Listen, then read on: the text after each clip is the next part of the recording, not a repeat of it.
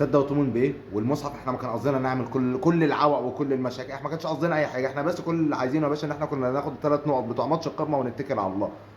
وقلنا بقى للسنه مؤجله ويا دوب يعني لا نعمل لا نسوي لا بتاع ودنيا ودين والتيت والشريط، انتوا جيتوا يا باشا على الجاهز. عارف يا اسطى، انت كنت الاول وانت عارف ان انت مش هتكمل في الاول، بس حبيت تزيط الزيطه ان انت عارف ان هي فرصه مش هتجيلك تاني.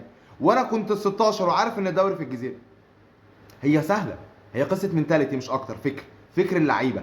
هو يا جدعان يعني بلاص الخرا اللي عند لعيبه الزمالك هنا، سواء كان عند اللعيبه او عند بعض ان الجماهير عندكم، مش هعمم الدنيا، بس شويه جماهير اللي فضلت تنفخ في لعيبتها في اول الدوري بناء علينا. مش قادر افهم يعني كنا في الدوله في الجوله الخامسه تقريبا ولا السادسه، يعني انت لسه تقول بسم الله. السنه دي حج فيه 40 جوله، انت بتتكلم في 20 فرقه، 20 في 2 ب 40، انت بتتكلم في 40 ماتش، وانت من الجوله السادسه كنت طالع بتحفل. فهو طبيعي جدا اللي انا شايفه قصاد عين. لا ولسه انت لسه لك عوده للاهلي، لسه لك بيراميدز ذهاب، انت ما لعبتش الذهاب ولا لعبت العوده، غير بقى نزيف النقطه اللي هو بقى غزل المحله، مش عارف حرس الحدود، كوليتات الكيني، سنتيانات، مش عارف البيزنطي، ليله كبيره قوي هتحصل معاك.